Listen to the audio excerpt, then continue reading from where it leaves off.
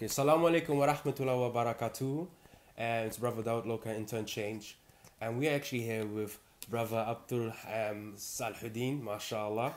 It's beautiful to be here with you, brother. You're more than welcome, mashallah. And we're going to discuss really interesting topics today.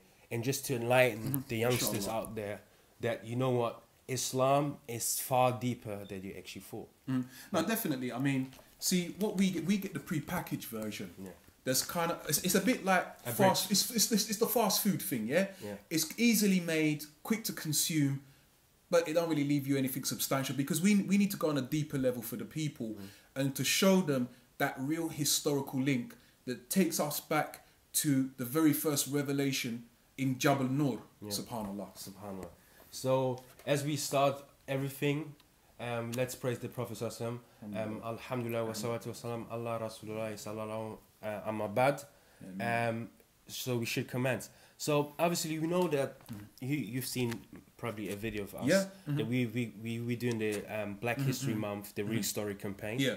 And so what is your take on Black History Month? I understand that there is a necessity to bring black history to the forefront, but the problem is why 1 month? Where black and even this black history is really encompassing of every day. It's kind of like, are you black for 28 days of the year, or are you black 365 days of the year? You know, 24/7, 365. So I believe that it's a good principle behind it, but at the same time, what is being taught within it, and who are the personalities that our children are being told to look to? Are those people that were revolutionaries or those people that were conformists? That's kind of one of the questions I ask about Black History Month. Okay. And another, you know, like when I think about it, I mean, I told you about this earlier on about the motto, the phrase that I come up with. It's that Black history, it's not American history, but it is Islamic history. You know? And it's not even African history. So what was your take on that? Black, I mean, first of all, who defined us as black? Okay, did we call ourselves black, or did somebody else call ourselves black? You know, and even like the idea of African. African is the name of a Roman general who conquered Carthage. His name was Africanus Scipio. The real authentic name of that landmass that is commonly called Africa is one of the earliest is Kemet or Al-Kabalon. So I think we have to be careful of taking the conqueror's perception of us and using that to understand us. That's the danger. So for me, you know, the idea of Black History Month is intrinsic to Islam. Now, what's the evidence for that? Who was the first martyr of Islam? It was Sumayya, a black woman. Who was the first person to give refuge to the Sahabas when they were being persecuted by the Arabs? It was Najashi, and a black man, an African. The king of Abyssinia. You know, one person who we know in Islamic history, but no one really speaks of, is Washi. What do they call Washi? They call him the killer of the two greats because he killed Hamza and he killed Musaylim the liar. Subhanallah. So Islamic history, Black history are so intimately entwined that to pull them apart, you destroy the edifice of both of them together. Subhanallah, subhanallah. So you just said it really amazing. You said that there are these images and these effigies of people that we have to look up to. So our children have to learn about this specific person. Why do you think it's so restricted, and why? What is the reason behind that? Let me put it this way. My son, I show him clips on the internet of Malcolm X speaking. Now, if he grows up with that revolutionary mindset, then what does that mean to the system? Does that mean a continuation of oppression or a removal of it? So obviously, we have to have the Martin Luther Kings that are there to show an accommodation. For example, Nelson Mandela is a very good example of that. Nelson Mandela is hailed as a hero because essentially he accommodated for white rule. You know, what's the difference between him and Mugabe? Because Mugabe has said Africa is our land and we're not going to be told who it belongs to, and it's for us to do what we want. So I think, you know, they want people to have the likes of Martin Luther King and people like that because they are an accommodation with what I call oppression. But at the same time, I wouldn't put to one side the accomplishments of Dr. Martin Luther King. Of course. I believe that he did a lot, but at the same time, with the conditions he was in, and also the historical narrative that he's coming from. Because he's coming from a Christianity that was very much accommodating of the slave master. And we forget that. But at the same time, I have a lot of respect for Martin Luther King. I've read the books of Martin Luther King. I've read the speeches of Martin Luther King.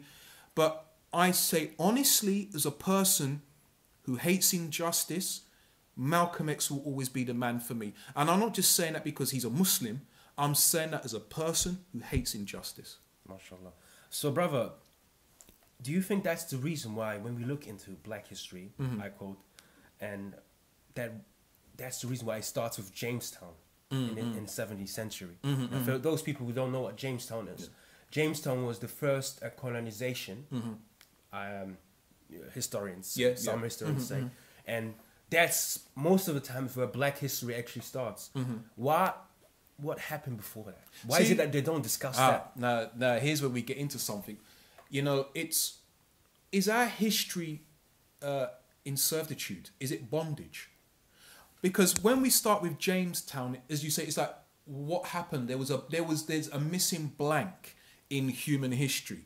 Well, we just need to go back to ancient Egypt, and we look at the rulers of ancient Egypt. These are people who, I heard a quote one time, that if they was in civil rights America in the 1960s, they would be segregated, and they would be suffering from apartheid in South Africa.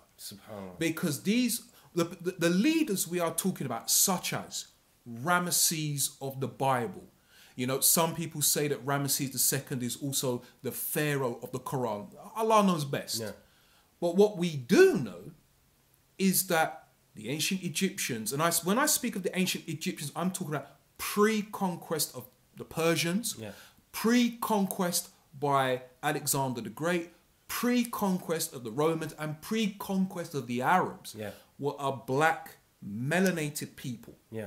So we're talking about essentially the first sprouts of organized civilization with a society, organized religion, monarchy, are in Africa, and it was with African people.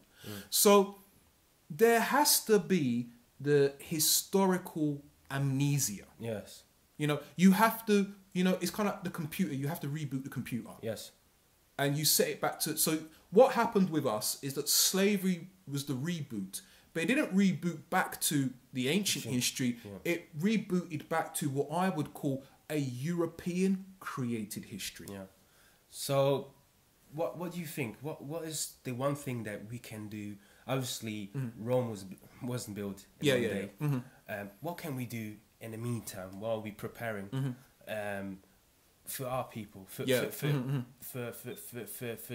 Pakistani who similarly had similar history, or for someone who comes from Morocco? If we look into history, we will see that there is a point where history starts for them. And prior to that, it's really difficult to get into, or it's eradicated. Almost. I mean, this is one of the things we have to do. Western scholarship of non-Europeans is interesting, but it's biased. And I think what we have to do is to begin to move beyond to discover for ourselves. So, for example, there is a very, very good book called Bilad al-Sudan, which is the history of Africa prior to European conquest, that shows Africa as it is. And also, there are many narratives that are there by the conquered people that we just need to go back into them that show a very, very different history. And as Napoleon said, history is a series of lies agreed upon. So whoever writes history today determines the future and determines yesterday. So we need to take, and I say Yeah. this, take the tools of Western academia, Yes. but we take them and use them to reinvigorate our own indigenous history.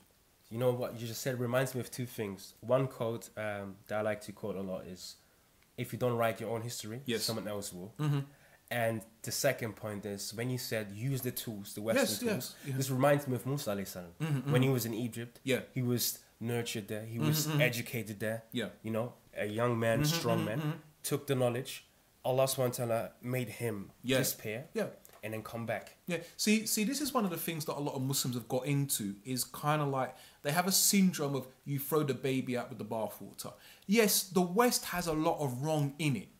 Rampant sexuality and the breakdown of moral society. But that's not to say that there are not academic tools, industrial tools that we cannot use to revitalize ourselves. Now, let's make something quite clear. When we talk about a Black Renaissance, an African Renaissance, that does not mean that we're going to go around the world conquering the rest of the world. What it means is to re-empower us with what Allah endowed us with. Because we have a history that's just as relevant as anybody else. We have a culture that is just as relevant to anybody else. But what we need to do is reinvigorate it for the benefit of generations to come.